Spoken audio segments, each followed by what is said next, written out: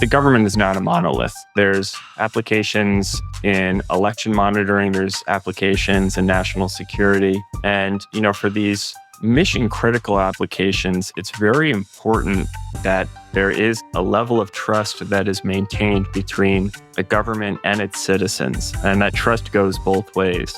And that just as people are quick to maybe get upset about new technology causing new problems, there's also responsible AI companies like Steg and technology that exists to ensure security and privacy. Welcome to AI, Government and the Future, a podcast by Corner Alliance. We explore the intersection of artificial intelligence, government and the future. We work with government to create results. We ignite your agency's mission by helping you to design and implement high-impact and innovative federal programs in AI, broadband, cybersecurity, public safety, and more. Being a government ally is at the core of all we do. Hi, everyone. Welcome back to AI, Government in the Future. I'm your host, Marc Leh, and today I'm thrilled to have Eric Wengrowski join us from Steg AI. Eric is a computer vision and machine learning entrepreneur with a profound interest in photographic steganography, computational photography and imaging, and deep learning. He is the co-founder and CEO of Steg AI, a digital watermarking startup that uses digital watermarks and deep learning to authenticate digital media, enabling businesses to protect their digital libraries against leaks and misuse. Welcome, Eric. Thanks, Mark. Really happy to be here. Yeah, we're happy to have you. And I think we've got a lot of really topical concepts to talk about here today. So I think just opening up before getting into some of the technical capabilities around Steg AI and your interests from AI programming and solution development perspective, I'd love to learn more about your initial motivation or interest in bringing you to the field of computer vision and machine learning. How did your passion for that subject lead you to explore photographic steganography and imaging specifically? Growing up, I was a kid who liked math and science. My parents didn't have very technical jobs or anything like that, but, I knew math and science were good subjects to be strong in school. And pretty much the advice I had going to college was, if you're good at math, you should do engineering because that's more applied. You can get a job with an engineering degree. You're never going to get a job with a math degree or studying physics, which is not true. But it worked out for me. So I went to engineering school and I studied electrical and computer engineering because I didn't know how to program in high school or anything like that. Where I'm from in New Jersey, we didn't have a super technical school system or anything like that. But I knew I liked computers and I wasn't amazing at chemistry and I didn't have to take so many chemistry classes with ECE. But I didn't really like the subject matter all that much initially. I thought circuits were okay, kind of boring. I don't know. And it wasn't until I was a senior in my undergraduate program that I took my first class on computer vision. And it was also my first class on, anything related to artificial intelligence. And it, really clicked with me. Oh my gosh, this is why this stuff is important and interesting. And, it's not just about, putting together a circuit that can operate a TV remote. It's, really coming up with, the building blocks of thought and decision-making and ideas and, how that could be formalized and how that can be built. So I got really into it and ended up doing an undergraduate capstone design project on robotics that I guess impressed one of my professors enough to invite me to join her lab as a PhD student. And I ended up, getting my PhD from Rutgers, focusing on computer vision. And actually the first project that I worked on as a graduate student was all about hiding information invisibly in light. And I worked on it because I thought the team was impressive and I just thought it was generally a cool idea. And, that ended up leading to the research that became Steg AI. My PhD advisor, Professor Kristen Data, ended up becoming my co-founder at Steg AI. In a way, I've been working on the same thing for over 10 years now, and it's just a different setting. That's great. I appreciate the background. And actually, when I was reading your background and saw that there was a lot of computer vision expertise and obviously a lot of traceability, verifying provenance and authenticity of digital assets, there's a strong parallel with a lot of our Corner Alliance clients over at the National Institute of Standards and Technology, NIST. I've been lucky enough to work with a lot of brilliant engineers looking at video analytics, distributed ledger technology to verify kind of the operations and trustworthiness of whether it's communications networks, computing systems. So I think you chose a great field to go into, a lot of runway and a lot of creativity yet to be discovered in that discipline.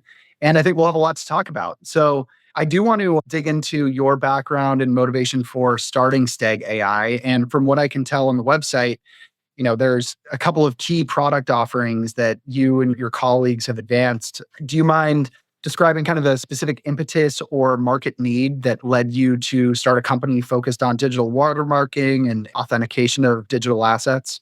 When I began doing research as a PhD student, it was really before the deep learning revolution had taken hold. And there was this joke in the field of computer vision, or at least in our lab, that computer vision was really cool, but it was really hard to get it to work, especially in real world settings outside of the lab. And the advent of deep learning really changed that. And so it was a great time to be a PhD student because, the world really opened up to applications. And had always been interested in building things. And I think entrepreneurship is sort of a natural extension of building things as, an engineer or an academic. You just have to take into account an economic model as well as, making your product actually work. At the time, I remember attending top computer vision conferences like CVPR and seeing, the inklings, the buds of generative AI technology. And a lot of it at the time was face swapping, sort of the original style deepfakes where we could record a video right here and we could put my face on your body or vice versa. And I remember thinking it was really amazing research and, the people who were working on it were brilliant. But I also remember it really stuck with me. And I realized that we're getting to the point in computer vision, computer graphics, where it is going to be not only easy to create very convincing looking synthetic content, but so easy that there are new risks associated with, the advent of this technology. And that the way that we had been thinking about, just as a society, making a determination for what is real and what is trustworthy is going to have to change. After doing quite a bit of customer discovery, we realized that our forensic watermarking solution and steganography technology actually fit very nicely into this problem and serves as a way for providing provenance for digital content, which is become a real emerging need. I think that from what I can tell, your products and underlying technology has direct application to digital creative assets, whether it's Photoshop, maybe video files, and, I would assume documents, PDFs, and that sort of thing as well. Do you see any sort of direct applications of Steg IA's underlying analytical processes and technologies benefiting the government, mission space or operations specifically, or any traction in the government market so far? Yes. Steg AI has a number of products that all rely on watermarking and watermarking adjacent technologies. When I say watermarking, I'm talking about forensic watermarks where, we're making imperceptible changes to a digital asset that can survive mutations and transforms like compression and resizing and things like this. And something else I should mention is we have designed our system to handle images, videos, audio, documents, animations. So we cover a broad swath of assets. And one of the main products that we offer is a way of providing watermarked content credentials to digital assets.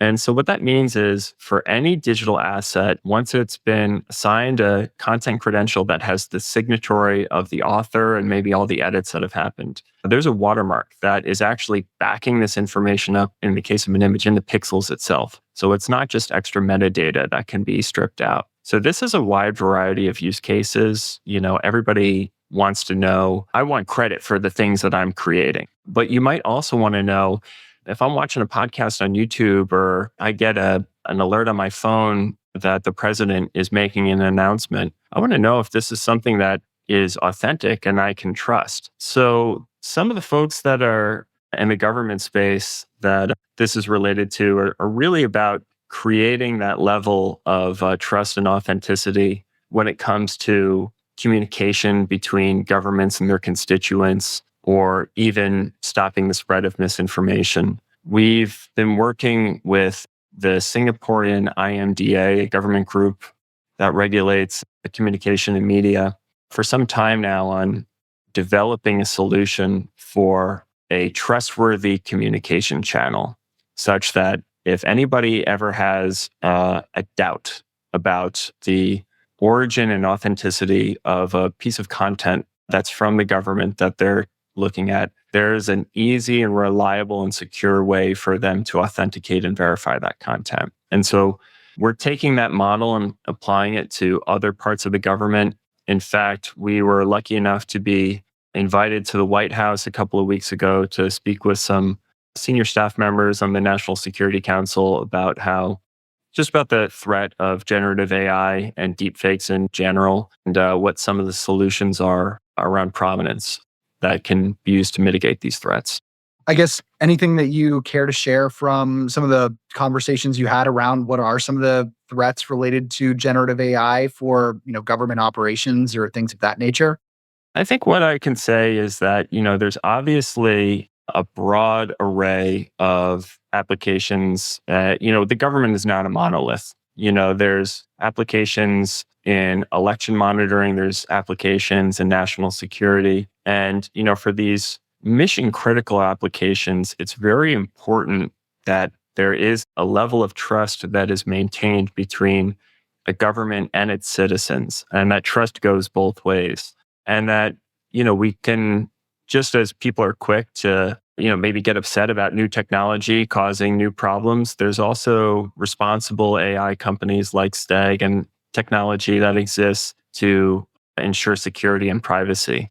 I was thinking, because I know at Corner Alliance, we help programs really facilitate effective, meaningful two-way information sharing between government or federal program managers and its stakeholders and constituents, because it's something we feel passionately about. Government programs should be reacting to public need and providing high-performing, impactful services, products that benefit the welfare of the country. And I think by using tools that you've talked about with your company and that you've worked on in your academic career, I think that, verifying or building an infrastructure for meaningful information exchange between the public and federal programs is an opportunity that we shouldn't discount, certainly. And then specifically in industries like, telecommunications network design or management, energy grid management, automating some IoT or transportation, management sensors at like the city or state level, there are increasingly algorithms are being used to increase efficiency and effectiveness and things of that nature, and could represent points of vulnerability. I guess, do you see Steg AI or some of the watermarking or verification techniques that you've worked on impacting any specific public services? Or I know you'd mentioned election kind of verification and management, things of that nature, but other applications that come to mind? Before I get to that, I just want to touch on something you said before. I agree. I think when there's a clear communication channel between, governments and the private sector, this allows us to develop technology and solutions that are, reactive to the needs of the time. And I should really call out the National Science Foundation, who has been a big supporter of Steg AI since our inception, and actually before that. So much of my PhD research was funded by the National Science Foundation, but we also went through a program of theirs called iCore, which is where we did our initial customer discovery and formed our initial team and started to get introduced to the concept of customers and explored our product market fit. And then we've been fortunate enough to get SBIR, Small Business Innovation Research, grants from the National Science Foundation for phase 1 and phase 2 as well. So that's been great. In terms of areas of critical need, so I think there's a lot. I think certainly it's sort of like difficult to separate how our digital lives have become so important and separate kind of digital identities from our physical identities. I think that there's a number of touch points there where, we're relying on maybe some outdated assumptions about trust that we really ought to re-examine. And, I think some of the obvious ones are about ensuring that elections are free and fair, ensuring that there is a clear and trustworthy communication channel both ways between government and its public. Honestly, a big part of this is stopping the spread of misinformation campaigns from state actors, which, can be very effective for influencing political elections and can be very difficult to measure. I mean, Cambridge Analytica was something from 2016, and we're just now starting to understand what the impact of that has been. And that's all pre the advent of the generative AI revolution. So a lot of the clients that Corner Alliance supports are increasingly kind of focused on developing almost public-facing data repositories. Think of the typical, data.gov, treating data or, whether it's used for inputs or training of AI models, providing that as a public utility. And I could see verifying the quality or testability of certain data sets as being, important for federal agencies to consider to ensure there's some sort of expectation of quality or reliability on the information that innovators in the academic or industry space are using to develop new products and services and things of that nature. I guess with that in mind, are there specific elements of how your technology operates, whether it's embedding a digital watermark into a digital asset or tracing the evolution or attribution of change to that digital asset over time, that you find really, compelling, or that you're really proud of, things that kind of differentiate your work from some of the other digital tracking technologies on the market today? But the answer is yes. I'd say that since deepfakes and text to image, text to video, generative AI technology has emerged, there's been kind of a reaction to it where folks are trying to say, we need deepfake detectors. We need a way of knowing whether or not a piece of content that I'm looking at is generated from an algorithm or came out of a camera, let's say. And I think that there's certainly a place for that, but I don't think that is a future-proof solution. I think that we need to accept that AI is here to stay, and it's not all malicious. There are plenty of companies that use generative AI technology and, quote unquote, deepfakes for translation services. When I take a photo in my iPhone right now, my iPhone isn't, first of all, it's not a film camera, it's a digital camera.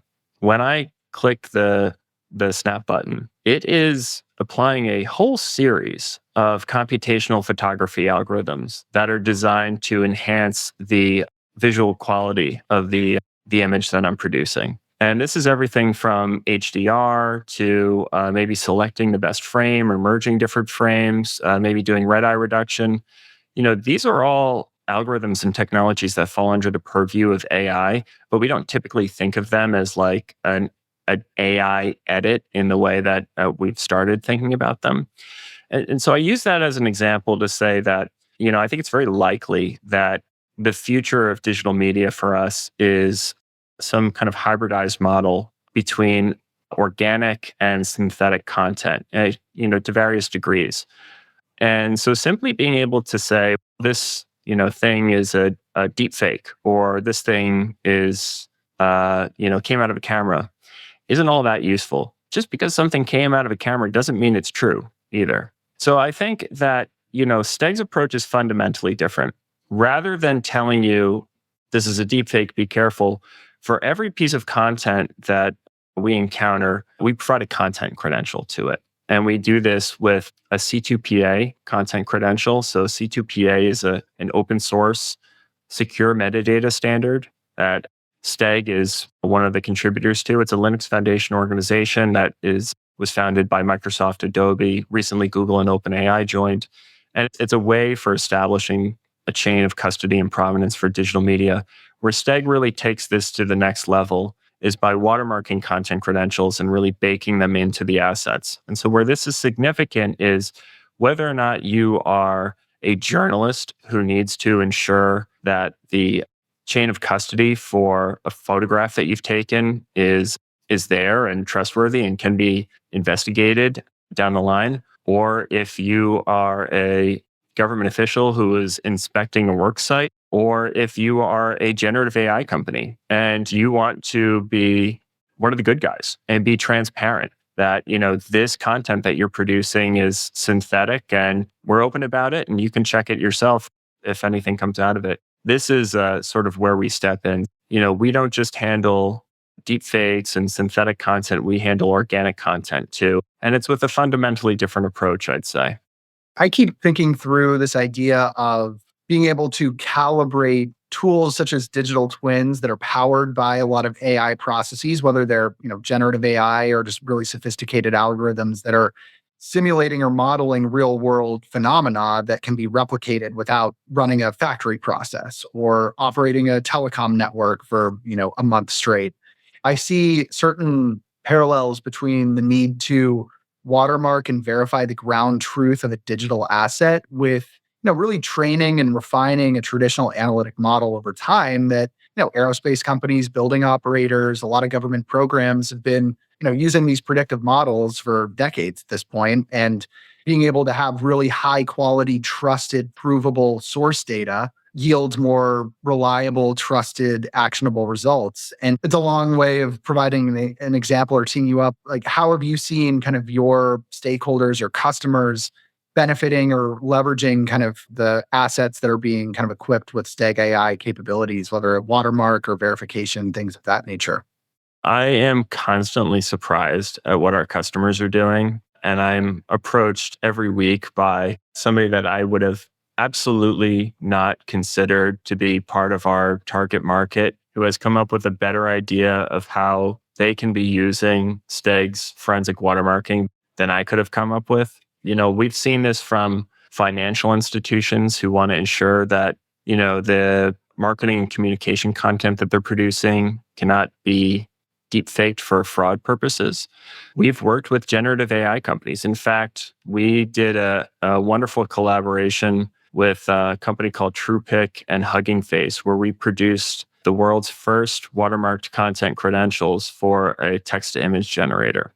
I'd say that, maybe kind of riffing off this a little bit more, even consumer electronics companies are using our watermarking technology to defend themselves against leaks, where it's almost like marked bills in a bank vault. Each digital asset gets a unique signature. And if they're being misused in some way, maybe malicious, may not be, we can identify the source of that problem. We're fortunate in that our underlying technology and product is very broad. I mean, it affects any company that has any sort of security needs and deals with digital media. And, that happens to be just about everybody. You also mentioned something before that I want to talk about, because you were talking about digital twins and modeling.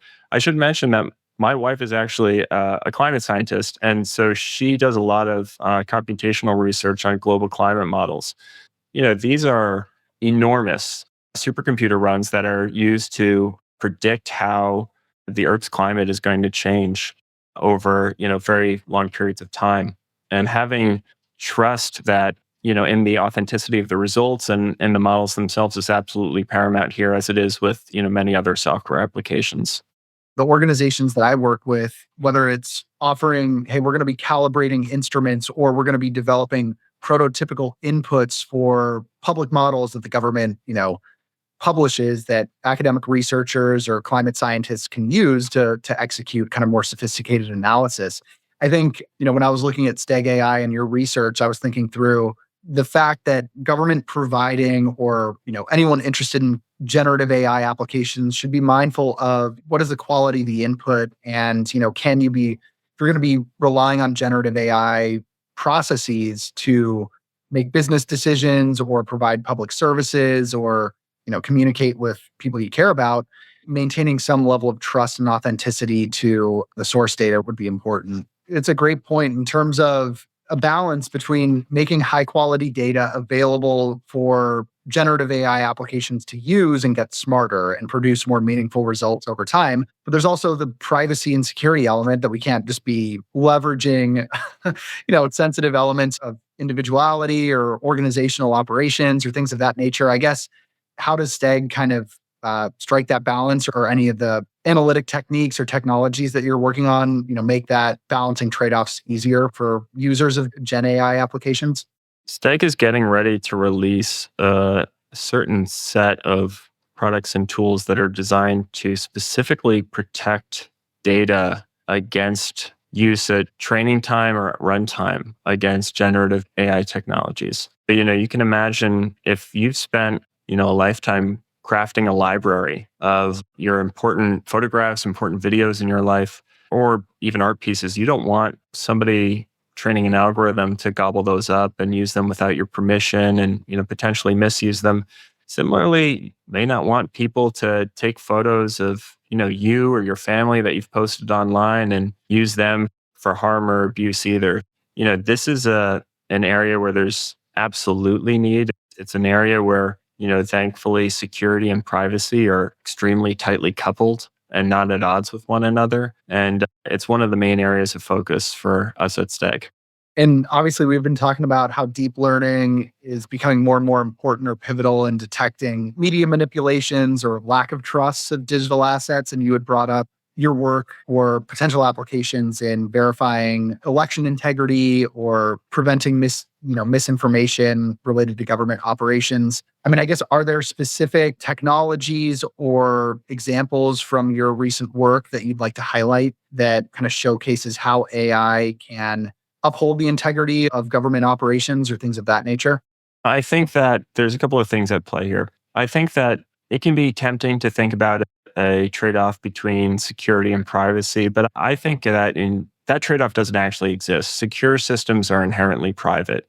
And, I think the real challenge is balancing the trade-off between security and usability. Our company is pretty simple. We have two ways that people access us. We have an API, we have a web app. Most of our enterprise customers are using our API and they're building Steg watermarks into their existing workflows so that for either their users or their end users, the general public, they don't have to learn a new complicated tool or about steganography or cryptography or anything like that. Just like when I FaceTime, my mom has no idea about the cryptographic algorithms that are going into that FaceTime call that are protecting our privacy and ensuring that, we know who we're talking to. But they exist behind the scenes and they're part of the infrastructure of the internet and the digital world. And they provide that level of protection without also creating a barrier to entry. And so I think that when we're talking about what Steg is doing is ultimately trying to solve this issue of trust for the future. And, we're really starting with images and videos because it's, we're such visual creatures and it's such a big part of our digital identities.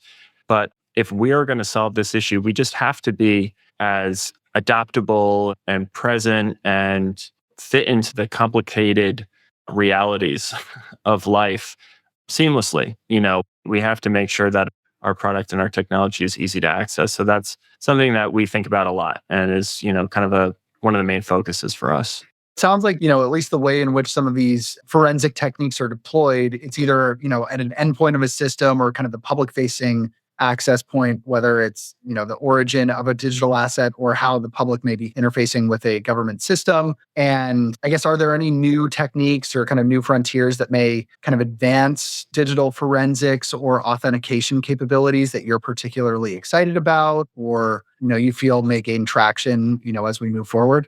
Yeah, absolutely. I mean, when I'm talking about Steg AI's watermarking algorithms or any of our content identification or deepfake shield algorithms, these are all based on deep learning technology that we've created.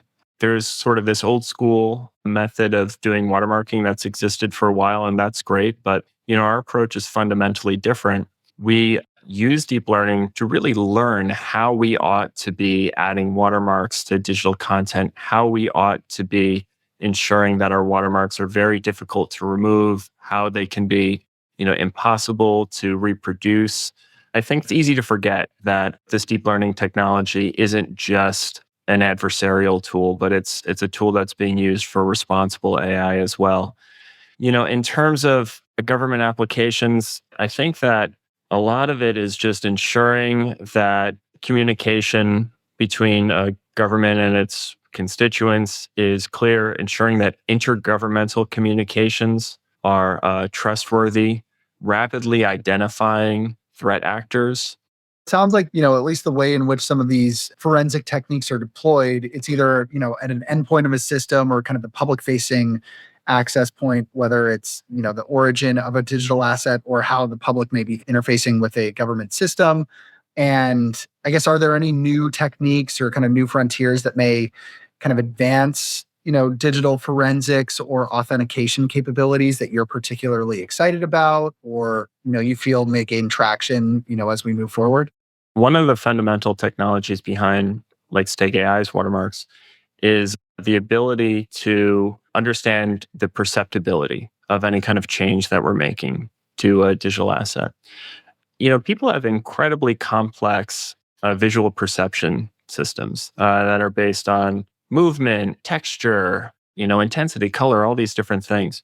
So, one of the kind of key differentiators that we've used to improve the visual quality of our watermarking products is by training deep learning models to actually simulate the human vision system and simulate perceptibility in human vision and really what types of things people notice. And we've done this by training on hundreds of thousands of real human responses to real watermarked images. So we can learn what are people really seeing here and what do we need to be doing better.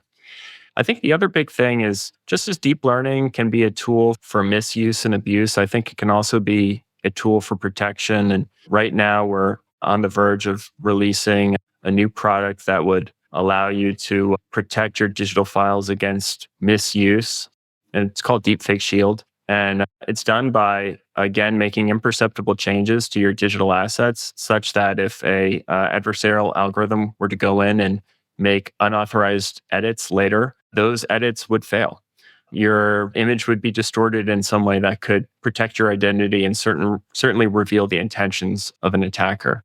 And I think, as we look at AI automating maybe labor intensive processes on federal service side or enhancing service delivery or product delivery to American constituents, do you have any advice to government leaders or policymakers who are considering integrating AI into their strategy or operations? Any advice or recommendations?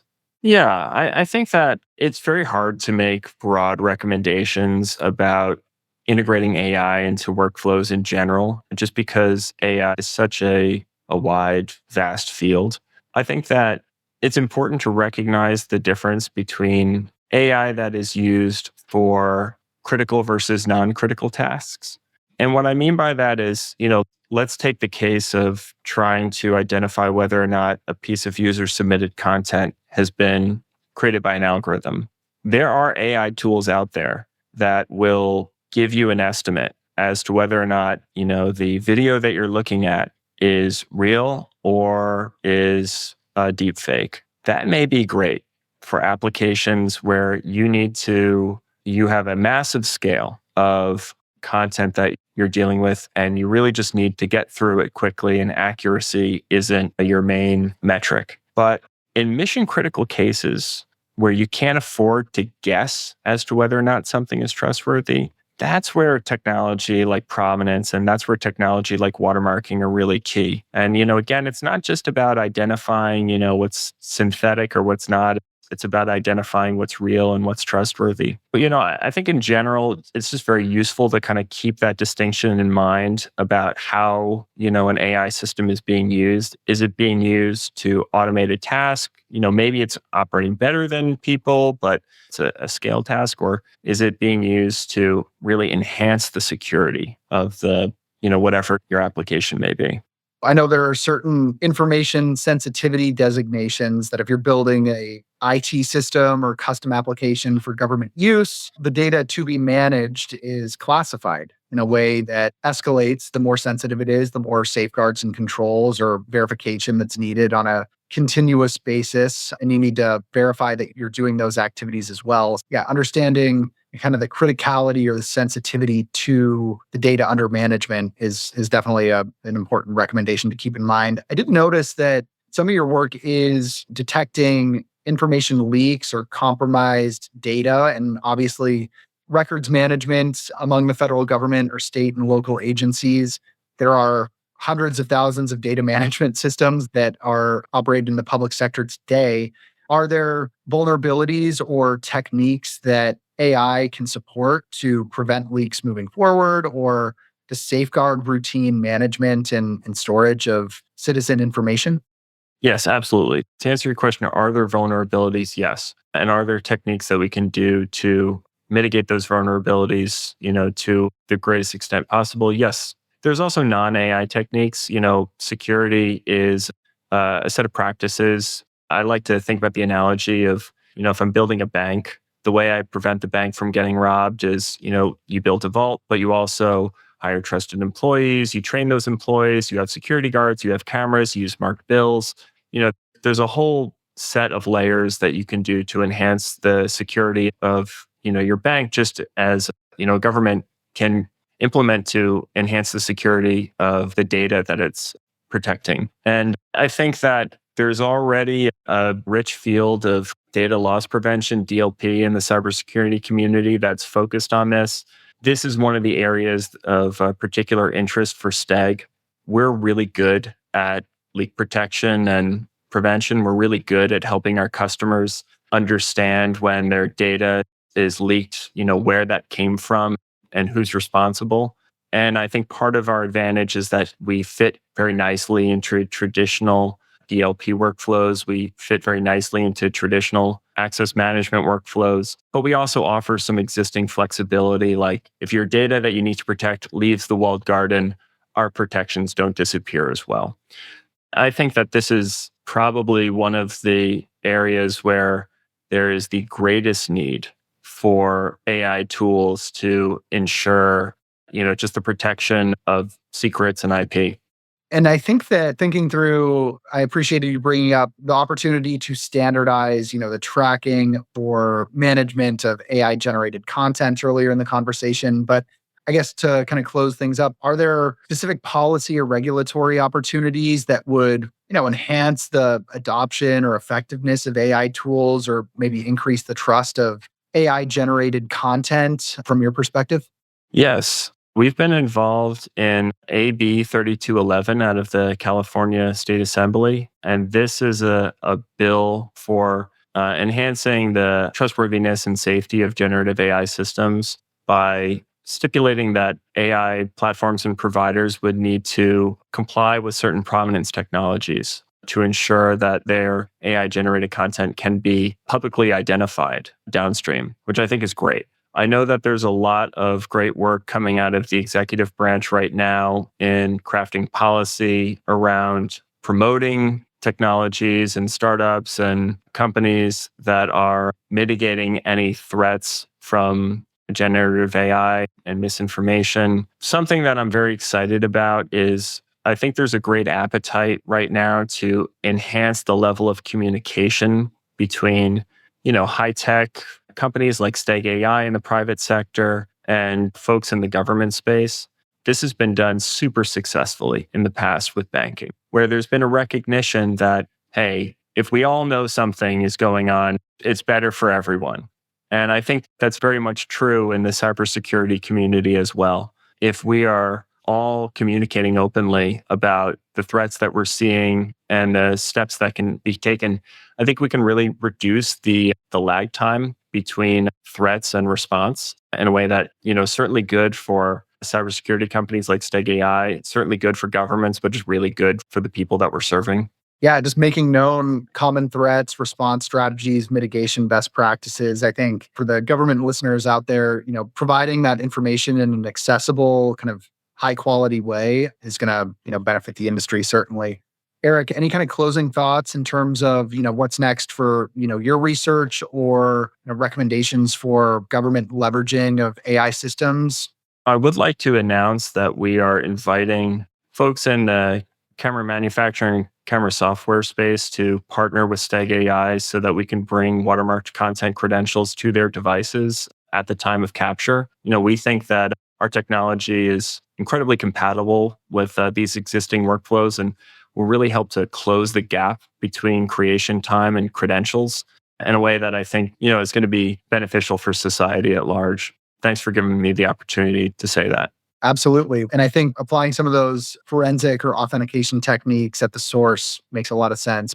Eric, I appreciate the time and you lending your perspective here on the podcast this week, and look forward to monitoring your and Steg AI's work moving forward. Thanks again for your time. Thanks very much, Mark. AI, Government and the Future is brought to you by Corner Alliance. To find out more about Corner Alliance and how we work with government to create results, visit our website at corneralliance.com. And then make sure to search for AI Government Future in Apple Podcasts, Spotify and Google Podcasts, or anywhere else podcasts are found.